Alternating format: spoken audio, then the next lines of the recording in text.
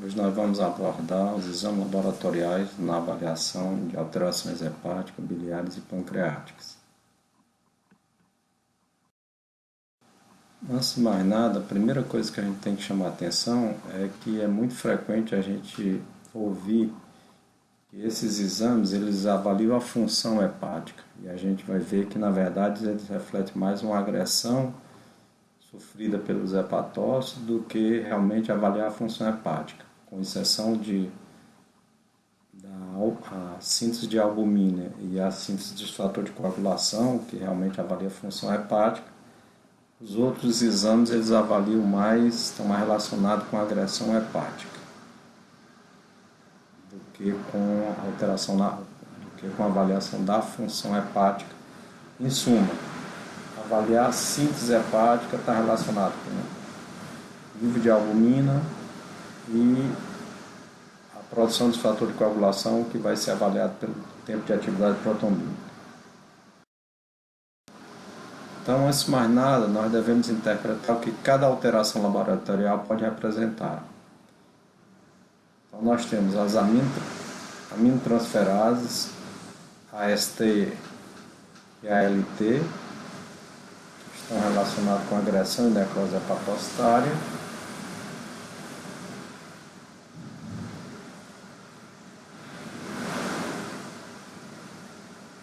Enquanto o INR e a albumina avaliam a capacidade de síntese hepática.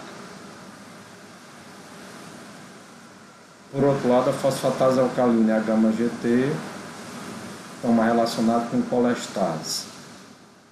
E as bilirrubina totais e frações. Bilirrubina, quando tem uma predominância de bilirrubina direta, nós vamos avaliar também colestase. E quando a bilirrubina, a predominância é a bilirrubina indireta, nós vamos ter uma alteração na conjugação, e aí nós vamos ver, principalmente em adulto, é a síndrome de Gilbert. E quando essa bilirrubina indireta predomina e está associada com anemia, nós temos que descartar a possibilidade de hemólise.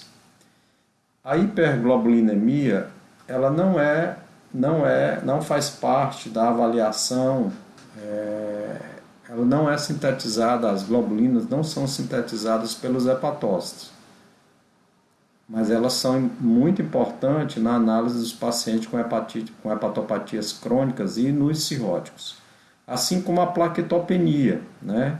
A plaquetopenia, a depender do nível em que se encontra, ela pode representar um dado importante para a gente avaliar ou não a presença de hipertensão porta e para avaliar ou não a presença de esplenomegalia.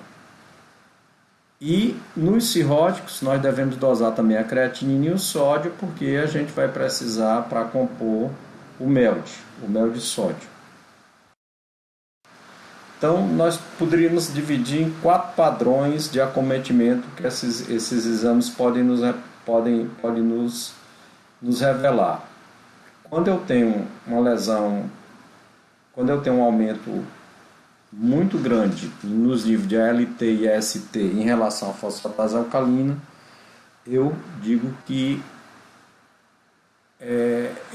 essa alteração reflete uma alteração ao nível dos hepatócitos, né? É ao nível de necrose hepatocitária ou agressão hepatocitária. Por outro lado, quando eu tenho um aumento muito maior da fosfatase alcalina comparado aos níveis de AST e ALT, eu digo que esse paciente está tendo uma alteração colestática, ou seja, ele tem mais as enzimas de fosfatase alcalina e gama-GT sobe proporcionalmente maior, tem uma elevação maior do que a AST e a ALT, que representariam mais necrose hepatocitária. E uma boa parte a gente vai ter a elevação das duas, fosfatase alcalina e gama-GT e as aminotransferases. Então a gente diz que é um padrão misto. Isso ocorre com algumas drogas principalmente, né, quando podem causar lesão hepática. E eu posso eventualmente ter uma hiperbilirrubinemia isolada, ou seja, a única alteração que eu tenho não tem alteração das aminotransferases, não tem alteração de fosfatase, não tem alteração de gama-GT, eu tenho apenas uma alteração nas bilirrubinas. E quando essa alteração é uma predominância da bilirrubina indireta, em adulto a gente tem que obrigatoriamente pensar na síndrome de Gilbert, que é extremamente frequente. Nós vamos ver no transcorrer dessa apresentação. Então, as aminotransferases, como nós vimos, elas avaliam a agressão e necrose hepatocitária e outras alterações, porque nós vamos ver que a LT ela encontra-se no citoplasma dos hepatócitos, ela é muito mais específica de lesão hepatocitária, embora ela possa ser encontrada em uma pequeno percentual em músculo, esquelético e rim. A AST, ela tanto está presente no citoplasma do hepatócito, quanto nas mitocôndrias. E ela pode levar por agressão em outros órgãos, por exemplo, coração, músculo esquelético, rim, cérebro, pâncreas, pulmão. E interessante é que nas hemácias ela tem um nível muito elevado também de AST. E quando eu tenho uma anemia hemolítica, eleva bastante a AST. Então, num paciente com anemia hemolítica, eu vou ter um aumento também de AST. Não eleva tanto a ALT. E eu vou ter também uma alteração nessa outra enzima, que é a desidrogenase lática. Então, suspeita de hemólise, né? Em anemias hemolíticas eu vou ter aumento de AST e aumento de LDH. E é interessante também a gente saber que quando eu tenho uma relação AST-ALT maior do que 2, sugere muito hepatite alcoólica. Nas hepatites virais predomina a ALT sobre a AST. Onde é que eu vou utilizar esses parâmetros das aminotransferases? Basicamente, no acompanhamento dos pacientes com hepatite agudas, as hepatites agudas, que eles têm um pico de aminotransferases, e a persistência dessa aminotransferase por mais de 6 meses é mais um dado que aponta para a cronicidade. Aqueles que vão curar da hepatite aguda, eles tendem a regredir essas aminotransferases nos 3 primeiros meses. E as aminotransferases são úteis no segmento dos pacientes com hepatite crônica em tratamento. Uma redução e normalização é um bom parâmetro, embora não se descarte que possa estar acontecendo ainda uma agressão e um aumento da fibrose. Mas é um parâmetro que a gente utiliza relativamente frequente para avaliar se está tendo resposta ou não. E ela também é importante, essas aminotransferases são também, primeiro que são baratos, né, de serem feitas, é fácil de ser executado. Qualquer laboratório não precisa ter um expertise, faz a dosagem da ST e LT. Principalmente no segmento de pacientes que estão em tratamento, por exemplo, nos alcoolistas, nos cirróticos que estão fazendo um tratamento para tuberculose. Esse grupo de pacientes alcoolistas e cirróticos, eles têm um risco maior de apresentar hepatotoxicidade. Então é muito importante eu ter essas aminotransferases e bilirrubina de base e acompanhar. Porque se houver uma elevação de 3 a 4 vezes o limite superior da normalidade dessas aminotransferases, e principalmente se acontecer aumento das bilirrubinas, as bilirrubinas acima de 3, 4, deve suspender o tratamento e fazer uma avaliação a posterior de que esquema fazer. O outro que é muito frequente é o uso de Roacutan, né, para acne, e o propiltiuracil, que cada vez está se usando menos para tratar o hipertiroidismo, mas ainda é a droga que se usa durante a gestação. Deve-se fazer também um acompanhamento seriado, porque essas drogas eles têm um potencial de hepatotoxicidade. Nas hepatites crônicas, uma elevação das aminotransferases, o paciente está em tratamento e já está em franca regressão, mas de repente começa a ter uma elevação das aminotransferases. Isso é um dado importante, que pode representar o quê? Uma reativação seja porque não está respondendo, ou porque sem a orientação, ou porque o paciente também não teve acesso à medicação, a renovação da sua medicação, suspendeu a medicação, ou concomitância de outros agentes etiológicos, por exemplo, vírus, drogas, né? Hoje com suplementos de academia, o ALK e NASH pode realmente, no paciente que está sob controle, ter uma piora das aminotransferases.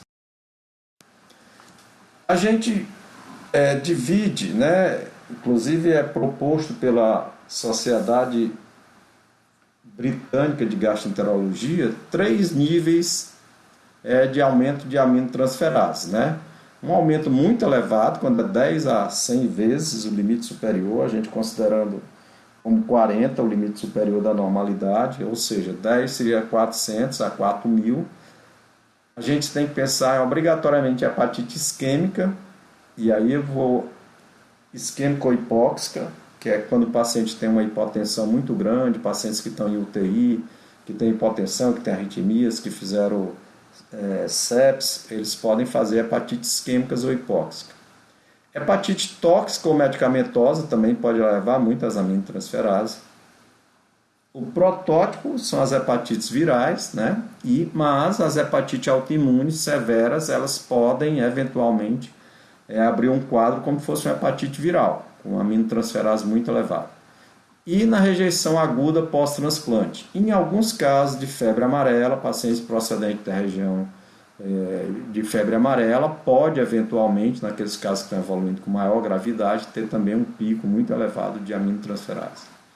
Uma elevação intermediária, que seria 5 a 10 vezes o limite superior da normalidade, é mais frequentemente encontrada em hepatites virais agudas, né, que estão em resolução, ou numa hepatite crônica que agudiza, ou nas hepatites crônicas, né? Aí tem as hepatites autoimunes, nos processos tipo obstrução biliar por uma coledocolitíase, eu posso momentaneamente ter uma impactação do cálculo ao nível do coledo, e isso causar uma necrose hepatocitária, e eu ter aminotransferase muito elevada, em 400, 600, 800, mas o que chama a atenção é o quadro de dor, que não é tão frequente nas hepatites agudas, né, virais, o quadro de dor e um aumento muito importante das enzimas tipo fosfatase alcalina e gama-GT, com ou sem icterícia. E, logicamente, pode ter fenômenos colangíticos associados. A hepatite alcoólica predomina aí, como nós já vimos, a ST sobre a LT. Medicamento e suplemento de academia, hoje todo paciente que você está acompanhando, é importante você fazer perguntar sobre medicamentos de uso corriqueiro, como medicamentos que não, eles acham, alguns chás que são utilizados de uma forma irregular, né, e alguns suplementos de academia também, a gente tem que fazer essa investigação para ver se essas chás e esses suplementos eles não estão relacionados com a lesão aguda que o paciente está apresentando. Hepatite por outros vírus, que não os vírus hepatotóxicos, o CMV, o Epstein-Barr, a dengue, novamente febre amarela, e elevações mais discretas, entre 40 e 200, nas hepatites crônicas, que estão sob controle, na esteatohepatite não alcoólica, na hemocromatose hereditária, na doença de Wilson. Medicamentosa, vocês vão ver que medicamento pode estar em qualquer um dos três, né, das 3 faixas. É interessante que a doença celíaca ela pode ter uma manifestação de aminotransferase também elevada, né? Então tem o hipertiroidismo, pacientes com anorexia nervosa, na cirrose, que eleva pouco as aminotransferases. Na cirrose eu vou ter mais alterações nos exames que avaliam a síntese hepática, que isso aí seria o INR e a albumina. E na deficiência de alfa-1 antripsina também eu tenho elevações mais discretas. Ainda sobre as aminotransferases, lembrar alguns casos de doença celíaca, cetoacidose diabética, doença tiroidiana grave, no delírio tremens, do delírio tremens, no paciente que está em abstinência e que vem com delírio, ele pode aumentar muito também a AST. Uma condição que é relativamente pouco lembrada é a AST ou a macro-ALT, que são situações em que há uma ligação de complexos macroenzimáticos com a AST e a ALT, e isso impede que haja a filtração normal glomerular. E aí eu posso ter níveis elevados dessas enzimas e dar uma ideia de que está tendo uma lesão, mas na verdade é só essa alteração de macro AST e macro ALT. Um dado que a gente tem que estar sempre muito atento, nos pacientes com insuficiência renal crônica em hemodiálise, ou que tem deficiência de piridoxina, os níveis de AST e ALT são significativamente mais baixos do que nos indivíduos normais. Então, qualquer alteração, tipo assim, 40, tá 60, esses 60 já representam uma alteração nesse tipo de paciente, porque eles, de um modo geral, eles já têm os níveis muito mais baixos do que nos pacientes que não têm essas alterações. Uma outra maneira é calcular esse R, essa razão R, que ela é calculada a LT, quantas vezes ela está, o aumento da LT dividido pelo limite superior da normalidade, e a fosfatase alcalina dividido quantas vezes a fosfatase alcalina está sob o limite superior da normalidade. Quando eu tenho muita necrose hepatocitária, eu vou ter o numerador bem mais elevado, então eu vou ter um R maior do que 5. Quando eu tenho um padrão mais de aumento de fosfatase alcalina, ou seja, mais de colestase, eu vou ter essa razão menor do que 2. E o misto é quando eu tenho um R maior do que 2 ou menor do que 5.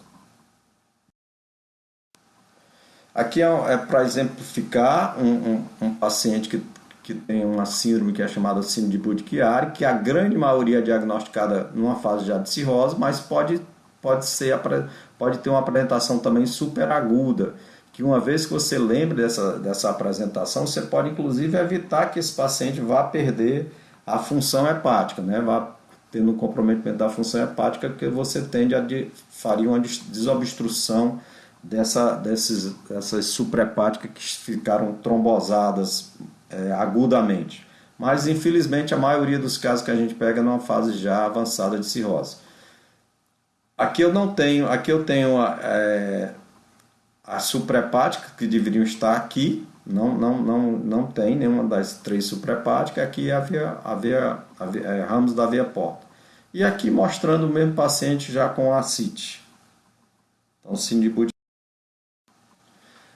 Como nós vimos, o tempo de protombina, nós falamos das aminotransferases, que avalia mais necrose hepatocitária, agora nós vamos falar dos que estão relacionados com síntese hepática. O tempo de protombina, o normal é que ele esteja acima de 70%, ou que ele seja avaliado com o NR, que hoje em dia é o que se usa frequentemente por causa que se usa para calcular o MELD. O fígado é responsável pela maioria da síntese dos fatores de coagulação, com exceção do fator 8, que é o fator de von Willebrand, que ele é sintetizado pelas células endoteliais e megacariócitos. E quem participa na síntese da protrombina é exatamente os fatores 1, 2, 5, 7 e 10. E esses fatores 2, 7, 10 e o 9 eles são vitamina K dependente. O que é que significa isso? Que além de ter os fatores sintetizados pelo fígado, eu também tenho que ter a vitamina K.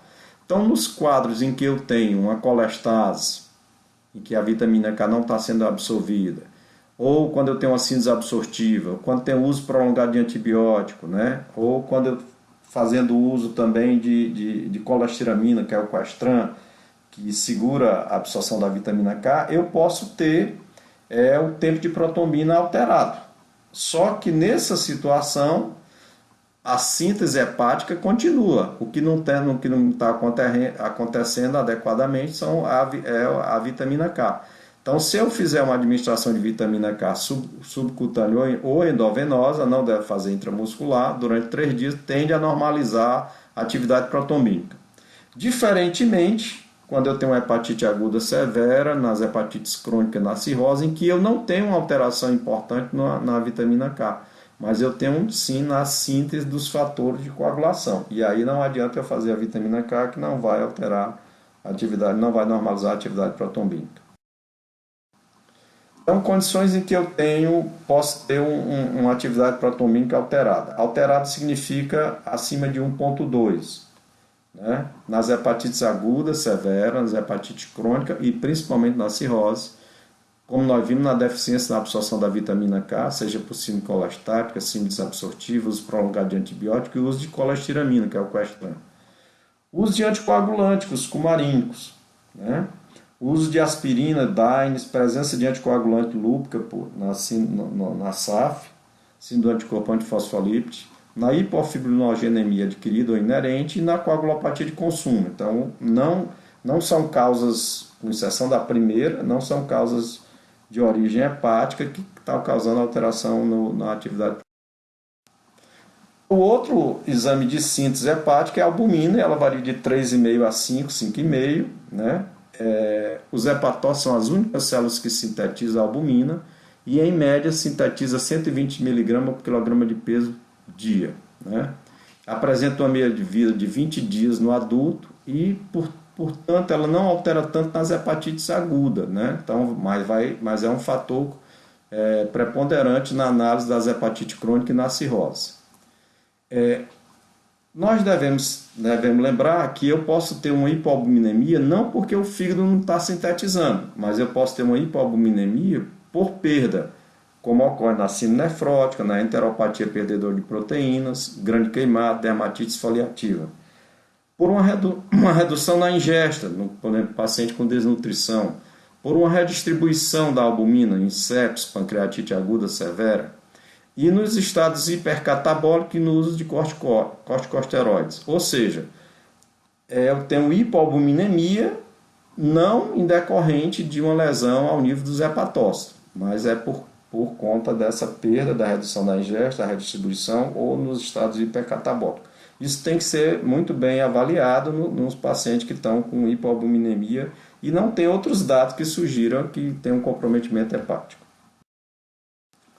E as globulinas? As globulinas elas variam de 1,5 a 3, e aí nós temos a eletroforese de proteína, em que 60% é albumina, alfa-1, alfa-2, beta e gama. Elas não são sintetizadas pelos hepatócitos, e sim pelas células do sistema retículo endotelial, nos sinusoides hepático e extrahepático. Elas tendem a ser elevadas em doenças hepáticas crônicas e na cirrose, e especificamente na deficiência de alfa-1 antripsina, nós teremos um valor bem reduzido da primeira fração, da fração alfa-1. Aqui uma representação da eletroforese de proteína, em que eu tenho a proteína total é a soma da albumina com as globulinas, e aqui a eletroforese é quando eu tenho uma representação gráfica. O que é que eu tenho aqui? Uma albumina que é apenas 30%, quando devia ser 55% a 60%, e uma globulina extremamente elevada. Né? Isso sugere muito doença hepática crônica e principalmente se for em jovem ou pessoa do sexo feminino e que tem fenômenos autoimunes associados, a gente tem que pensar em hepatite autoimune. Mas as globulinas elas podem estar elevadas de causas de outras causas que não de origem por hepatite crônica ou por cirrose. Por exemplo, nas infecções crônicas, processo inflamatório crônico, neoplasias, calazar, mieloma múltiplo, doenças autoimunes, colagenose. Então eu posso ter globulinas também elevadas. O que é importante a gente frisar é que as albuminas aumentam na doença hepática crônica não é para compensar a diminuição da albumina.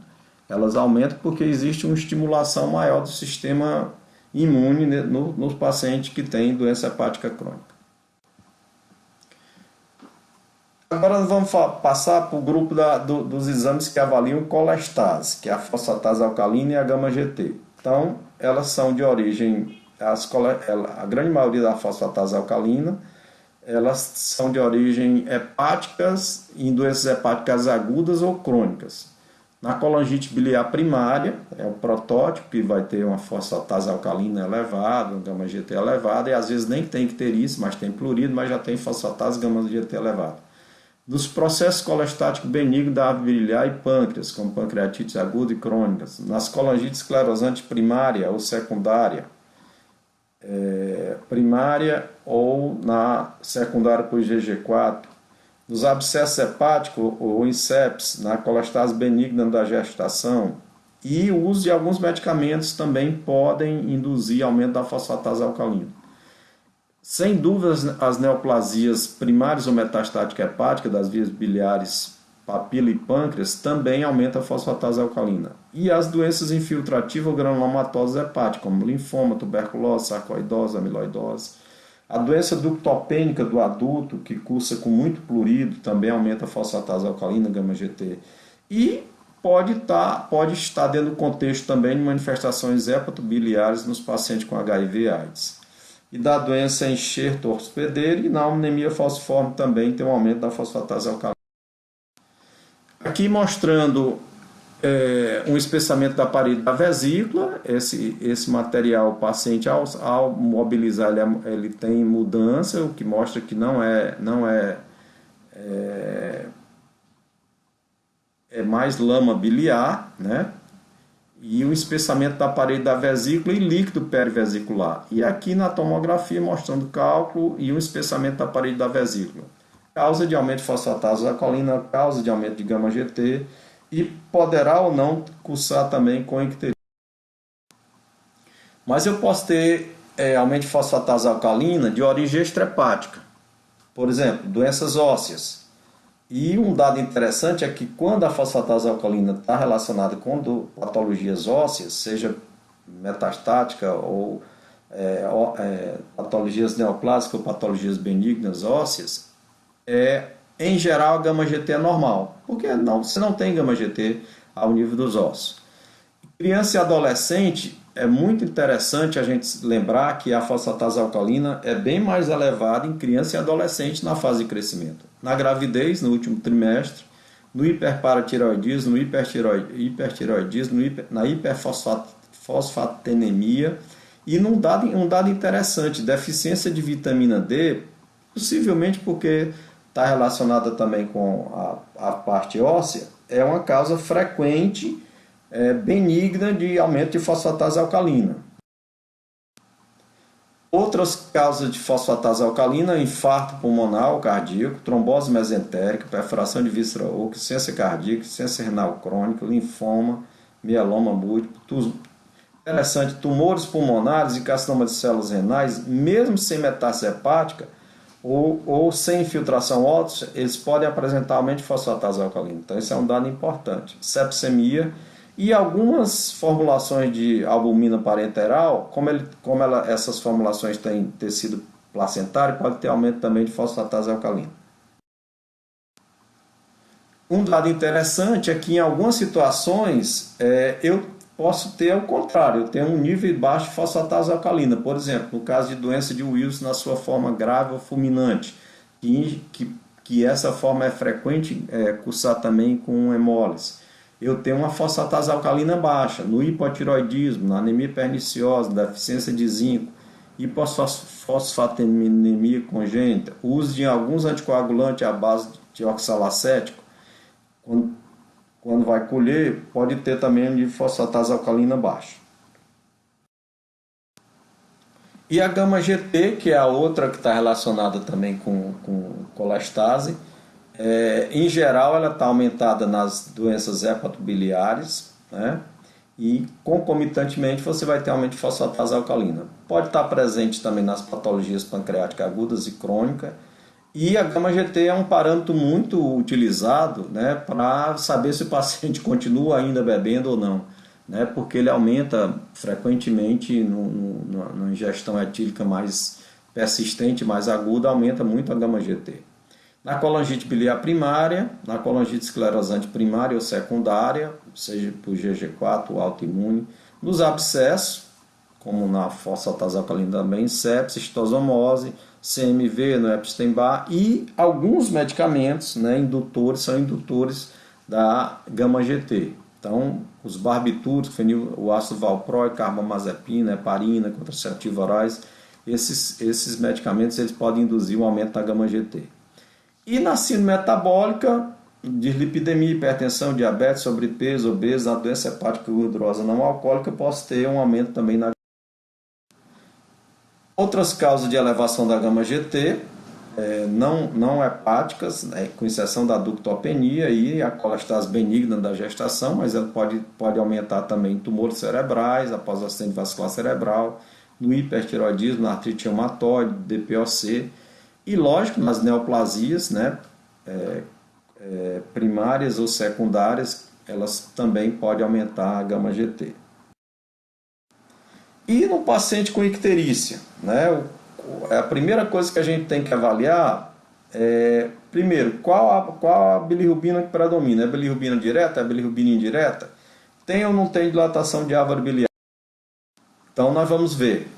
Se é uma hiperbilirrubina isolada e predomina a bilirrubina indireta, a primeira coisa que eu tenho que pensar é a síndrome de Gilbert, que é uma patologia benigna, que é uma diminuição na conjugação da glucuroniltransferase, na captação e conjugação da glucuroniltransferase. Quando está associada com anemia, eu tenho que pensar obrigatoriamente em anemia hemolítica. E essas outras causas que são menos frequentes, com exceção da icterícia neonatal. Mas a reabsorção de hematomas também pode causar também aumento de bilirrubina indireta. Quando é isolada e predomina a bilirrubina direta, nós temos lembrar da síndrome de Dubé-Johnson e síndrome de Rotor, que são mais frequentes em crianças também, e ocorre por uma ausência ou uma redução muito elevada na glucuroniltransferase. O mais frequente é a gente ter bilirrubinas associada a outros exames alterados, seja a gama-GT, fosfatase alcalina, aminotransferase. Então, aí eu tenho os três padrões. Padrão hepatocelular, quando predomina um aumento de ALT e AST. Aí eu tenho pensar em hepatites virais, hepatite alcoólica, hepatite autoimune, doença hepática induzida por droga, doença hepática induzida por ervas, doença hepática gordurosa não alcoólica, doença de Wilson, hemocromatose, deficiência de alfa-1 antripsina. Aí eu posso ter a colestase quando eu tenho uma predominância mais de fosfatase, gama-GT e bilirrubina. Sem dilatação de árvore biliar, eu tenho que pensar em colangite biliar primária, que era a antiga cirrose biliar primária, as induzida por droga, induzida por ervas, álcool, pode dar um quadro colestático, colestase benigna da gestação, ductopenia, e a colestase intrahepática recorrente benigna e a colestase intrahepática familiar progressiva. Aqui quando eu tenho quadros de colestase que se repete em famílias, né? E eu tenho que ter, e a outra forma que essas não tem dilatação de árvore biliar e essas cursam com dilatação de árvore biliar, que é a colangite esclerosante primária, colangite esclerosante secundária, coledocolitíase, colangite por IgG4, neoplasias da árvore biliar, pâncreas, papila, doença cística da árvore biliar. Então é importante a gente fazer essa diferenciação. É uma hiperbilirrubina isolada, é uma hiperbilirrubina associada a outros exames. E se é colestase, se não tem dilatação de árvore biliar, uma colestase intrahepática sem dilatação, ou é uma colestase que tem dilatação de árvore biliar, que aí entra outra característica. Então, quando tem predominância de bilirrubina indireta, nós já vimos que a principal causa é a síndrome de Gilbert, e essas outras causas são menos frequentes, mas tem que pensar em criança, a síndrome de Klinger-Naja.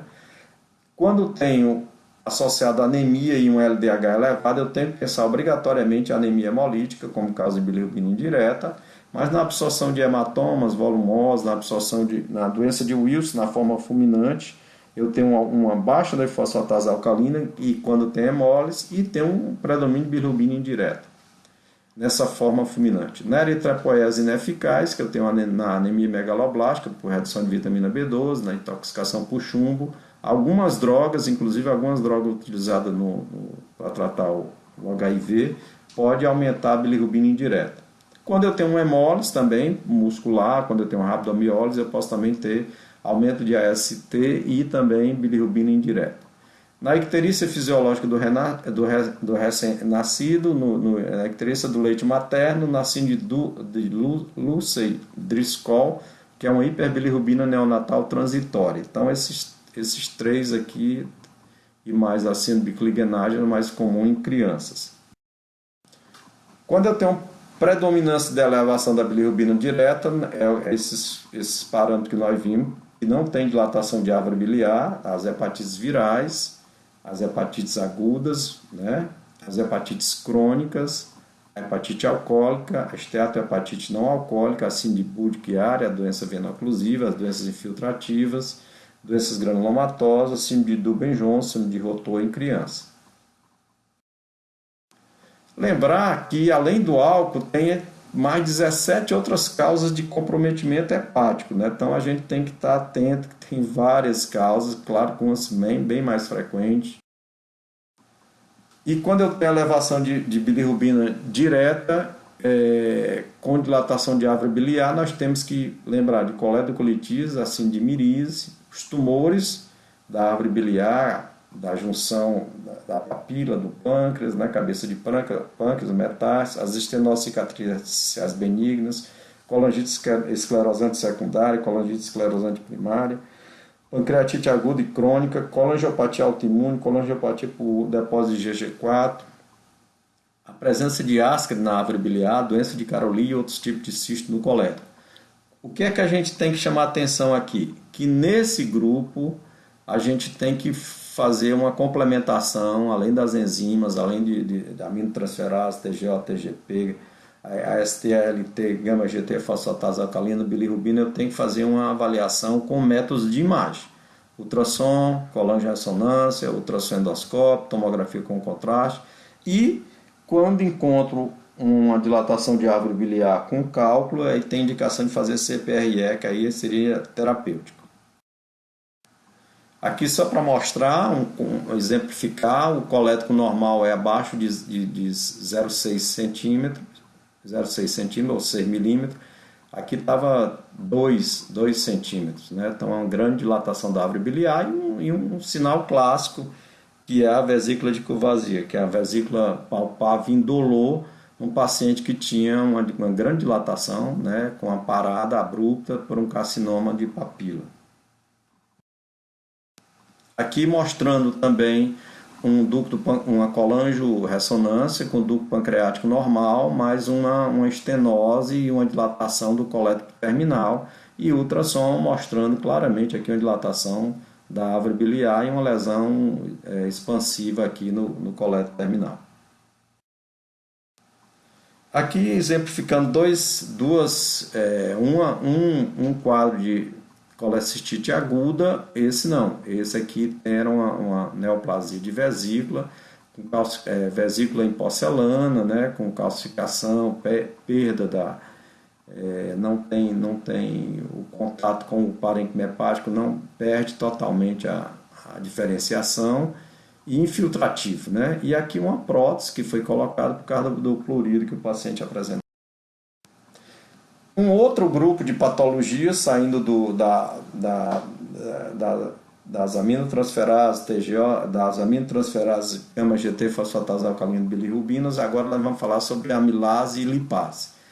Na pancreatite aguda, quando eu estou pensando em pancreatite aguda, eu tenho que ter pelo menos 2, ou uma amilase e uma lipase 3 vezes o limite superior da normalidade, quadro de dor abdominal aguda persistente e uma imagem compatível, seja ultrassom, tomografia ou ressonância, que mostre que tem alteração pancreática ou peripancreática. Então, 2 desses me fala a favor de que eu estou diante de um paciente com pancreatite.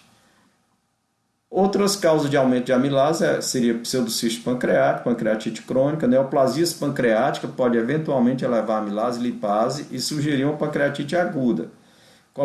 Coledocolitis pode também elevar a amilase, mesmo sem causar pancreatite. Colangiopatia por depósito de GG4 e ascari na árvore biliar também pode causar aumento da A lipase praticamente ocorre nas mesmas situações, né? Mas na pancreatite aguda deve solicitar a amilase e a lipase. A grande maioria solicita as duas, mas a lipase ela é mais específica do que a amilase e com uma característica: a lipase ela persiste elevada por mais tempo. Então vamos lá. A amilase é sintetizada principalmente pelas células acinális pancreáticas, mas também ela é produzida pelas células salivares, pelas glândulas salivares. E em menor grau por tecido adiposo, gônadas, trompas, músculo esquelético e trato intestinal. Ela se eleva precocemente, de 3 a 6 horas após o início da dor, e tem uma meia-vida de 12 horas e dura em torno de 3 a 5 dias. Então, se o paciente demora para chegar na emergência, mais de 4, 5 dias, pode essa amilase já estar normalizada, né?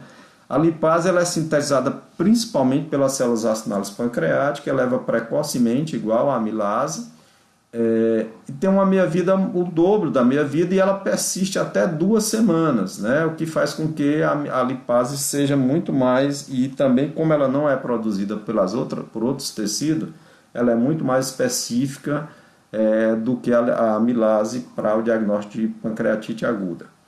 E essas 3 condições, a amilase pode ser normal na vigência de pancreatite e só vai ter alterada a lipase.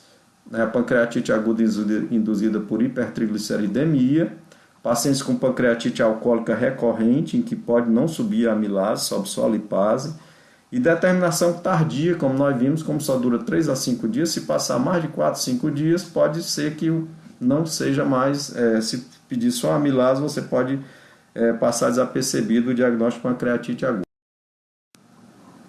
Mas a amilase, como nós vimos, ela tem origem não pancreática, outras causas de aumento de amilase, como nas parotidite, e nos quadros de abdômen agudo, né? Porque ela também está ao nível do intestino, nós vimos que ela tem ao nível do intestino também, então isquemia mesentérica, obstrução, semioclusão, perfuração, até na apendicite aguda eu posso ter amilase, só que não são níveis tão elevados.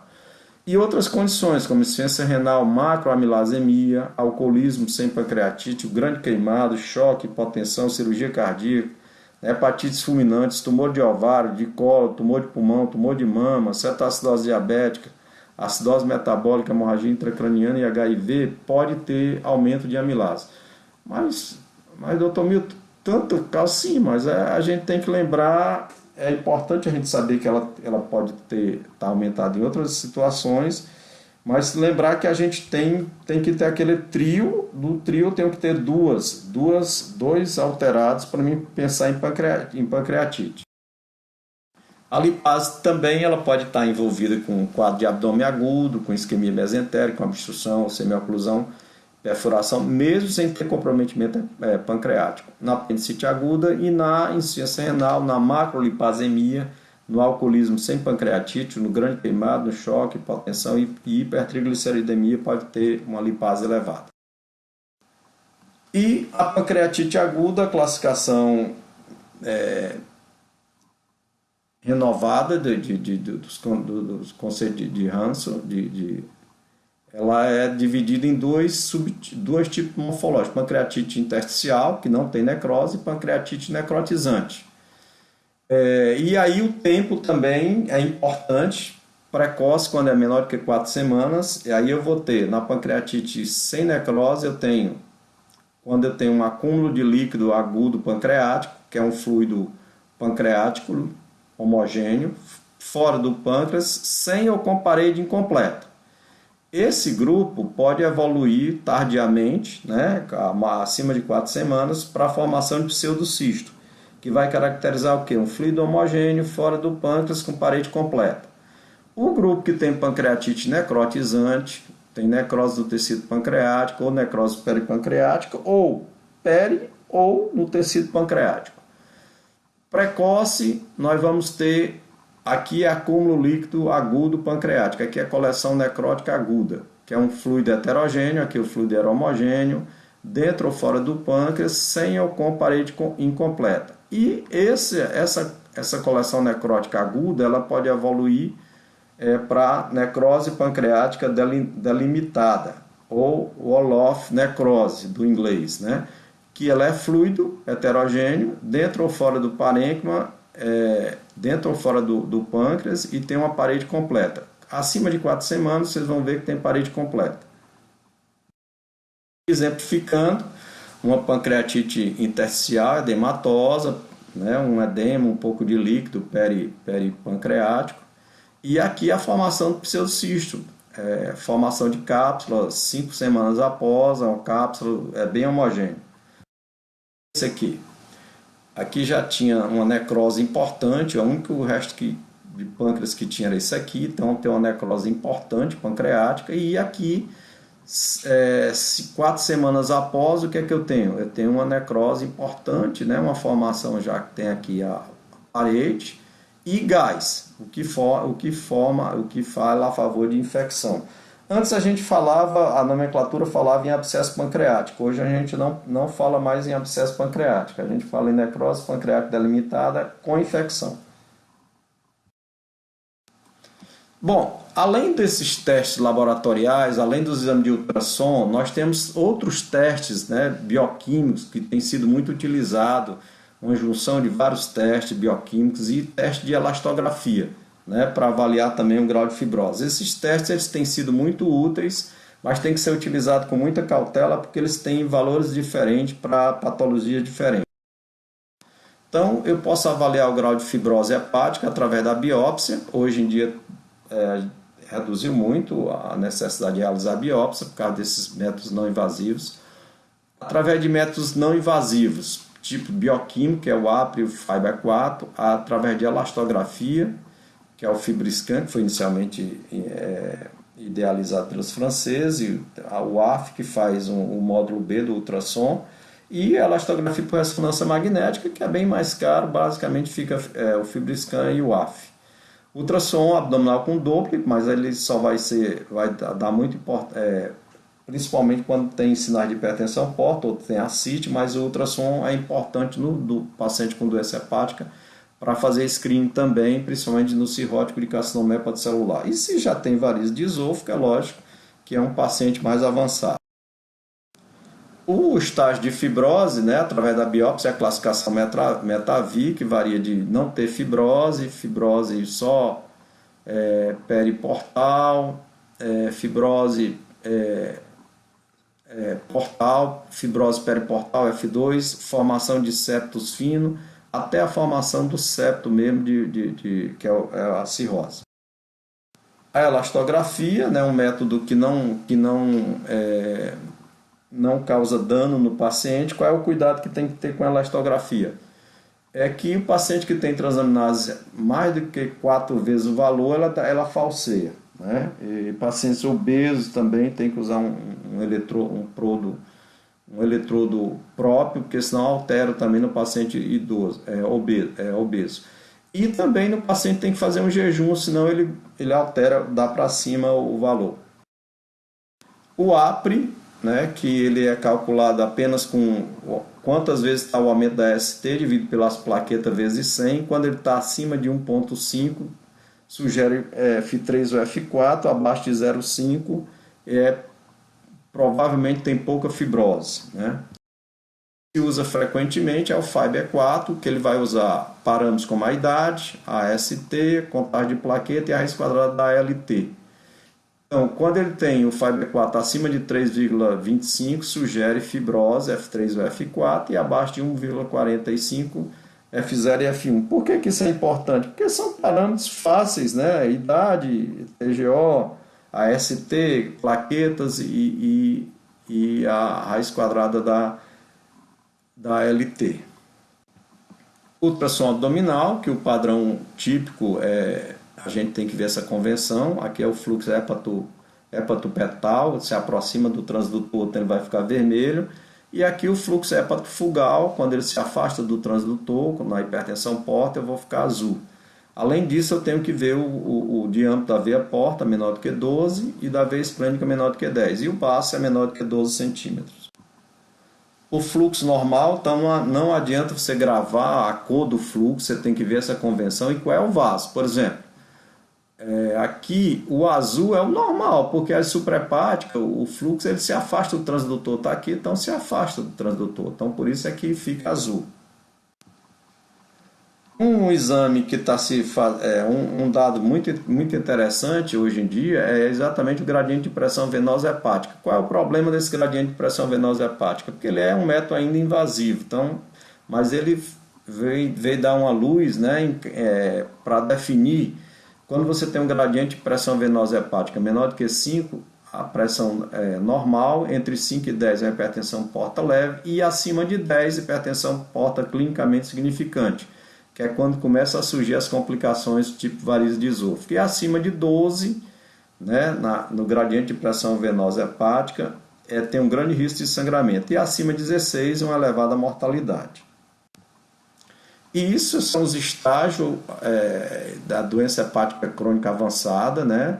Estágio 0 sem hipertensão, estágio 1 entre 5 e 10, estágio 2 com hipertensão porta clinicamente significativa, quando está acima de 10, sem varize ou com varize fino calibre. Aí, à medida que vai se aproximando de 12, vai aumentando mais o risco de varizes, à medida que vai se afastando, vai tendo um risco maior de complicações. Então, isso é um dado muito importante. E aqui, para resumir, claro que ninguém vai dar tempo para falar sobre isso, mas vai ficar guardado. Um paciente que tem uma doença hepática, chega com uma doença hepática para ser avaliado, avaliar a história de álcool, se tem padrão de síndrome metabólica, drogas, inclusive drogas de academia, fator de risco para hepatites virais, história familiar de doença tipo hepatite autoimune, tipo doença de Wilson, tipo hemocromatose, se tem comorbidade. Qual é o padrão que está mostrando? É um que sugere que o paciente é alcoólico, então vai ter um perfil para o álcool. Se for predominantemente hepatocelular, ou seja, predomina a ST e a LT, eu devo fazer uma avaliação daqueles quadros de hepatite autoimune, vou usar anticorpos, ferritina em saturação transferrina, celuloplasmina. Se mostrar que tem um padrão para doença hepática gordurosa não alcoólica, eu vou avaliar o grau de fibrose, nós vamos ver o padrão. Se o ultrassom é normal e não definiu a etiologia, mas persiste com a ST e a LT, eu tenho que referenciar para um serviço para que seja acompanhado. Se o padrão é de alteração de síntese hepática, já com paciente com icterícia, com albumina, com ascite, né? Esse é um paciente que precisa de uma investigação mais rápida e até encaminhar para um grupo de transplante. Se tem uma suspeita de neoplasia, com perda de peso, com colestase intensa, eu tenho que também fazer uma investigação mais rigorosa. Como nós vimos, se é um aumento isolado de bilirrubina indireta, a maioria é síndrome de Gilbert, mas se tiver anemia, a gente tem que pesquisar hemólise e anemia hemolítica. Se é um padrão colestático, aqui eu tenho que diferenciar se tem dilatação de árvore biliar, se não tem dilatação de árvore biliar. Então, esse é um algoritmo da Sociedade Britânica de Gastroenterologia que é muito interessante vocês terem noção. E aqui é só para lembrar também história de álcool, só para a gente falar um pouco. O bebedor pesado é aquele que bebe mais do que 35 unidades de álcool por semana na mulher e no homem mais do que 50. Esse é um de alto risco, ele deve fazer exame de elastografia para avaliar, né? Se ele tem um FibroScan maior do que 16 kPa, esse é um paciente grave, né? Possivelmente tem cirrose. Se ele tem um FibroScan entre 8 e 16, possivelmente ele tem fibrose hepática avançada e deve-se considerar também caminhar para um especialista. Se ele tem um FibroScan baixo, não dá para excluir totalmente a possibilidade de ter uma doença hepática inicial, mas você tem que orientar em relação a uma parada de álcool e ficar acompanhando esse paciente mais de perto para ver se consegue eliminar. O paciente que bebe menos de 35, a mulher que bebe menos de 35 unidades de álcool por semana e o homem de menos de 50 unidades de álcool por semana, é importante fazer o audit, nós vamos ver o audit C, se ele der maior do que 5. Eu tenho que fazer o questionário completo do audit e aí eu vou ver quais são as interferências. Então vamos ver o que é o audit. O formulário completo do audit, né, eles são 10 quesitos, cada pergunta, né, que a gente também não vai entrar em detalhes, mas é importante que vocês saibam disso. E de acordo com o nível, né, ele vai dividir em 4 zonas. O mais grave é o que tem 40 pontos, né? Vai dar, praticamente tem as respostas todas muito alteradas. O zona 3 é uma intervenção breve e monitorar, né? Ficar acompanhando. Orientação básica na zona 2, quando o score é entre 8 e 15, e a prevenção primária entre 0 e 7. vocês têm que ficar orientando, é importante ter essa noção desse audit, esse audit completo. E o audit C é mais simples, que são três perguntas, né? E aí você classifica. Cada resposta, a A vale 0 ponto, 1, 2, 3 e 4. E classifica de acordo com o grupo de risco, de acordo com se é homem ou é mulher. Baixo risco, quando o score é 0 a 2, 3 a 5 é moderado, 6 a 7 é alto, né? Então no homem 0 a 3 é baixo risco, 4 a 5 é moderado e fica igual aqui os dois. Então é importante, né? Com que frequência você toma bebida alcoólica? Né? Nunca, mensalmente. Então esses dados vocês têm que ter isso em mãos também. E a doença hepática gordurosa não alcoólica é a segunda causa mais frequente de doença hepática crônica hoje em dia. Então, você foi sugerido através do que? O ultrassom mostrou que tem uma esteatose. E os exames que foram feitos para avaliar o paciente não detectou que era viral, nem alcoólica, né? Avaliar o risco de fibrose. Aí eu vou calcular o FIBE4 e o NFS, né? Que nós vamos ver como é que calcula. Então, quando eu tenho o FIBE4 menor do que 1,3 ou o NFS menor do que menos 1,45, é um baixo risco de fibrose. Quando esse valor do FIBE4 é maior do que 3,25 e o NFS é maior do que 0,65, é alto risco de fibrose. Aí aqui eu devo encaminhar para um ambulatório de especialidade.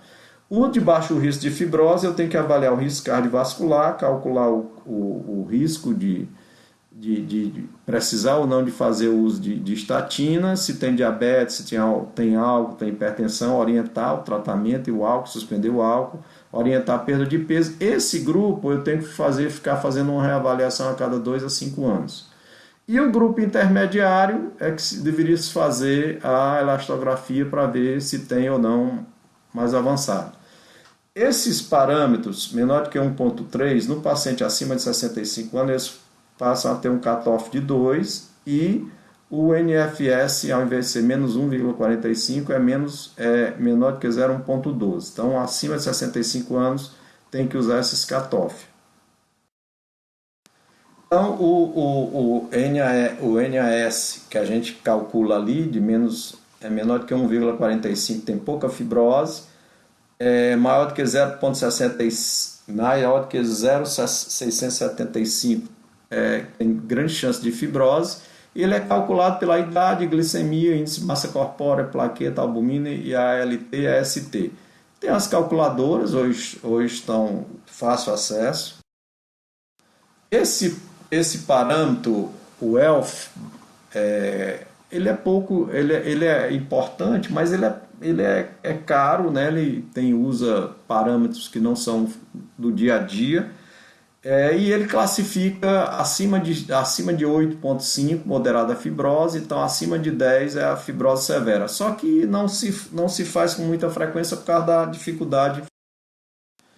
A classificação de Child-Pugh, que é mais conhecida, né? Vocês têm 3 parâmetros laboratoriais, bilirrubina, INR e albumina, e 2 parâmetros clínicos, que é a encefalopatia e a CIT. Acima de B7, o A varia de A5 a 6, que é uma cirrose compensada, o B varia de 7 a 9, a partir de B7 já deve pensar em encaminhar esse paciente para um grupo de transplante também, e a cirrose descompensada é o C10 a C15. O MELD, score MELD, que também é muito fácil de calcular, tem várias calculadoras, ele varia de 6 a 40, e hoje em dia o que se preconiza é o score MELD sódio, né, que também já tem nas calculadoras. O MELD é importante porque ele é um parâmetro, quanto maior o MELD, maior o risco de mortalidade em 3 meses, e é um parâmetro para colocar o paciente na preferência na lista de transplante. Quanto maior o MELD, maior aquele paciente vai ser transplantado primeiramente. Isso que a gente tinha para falar, né, dizer que essa é uma síntese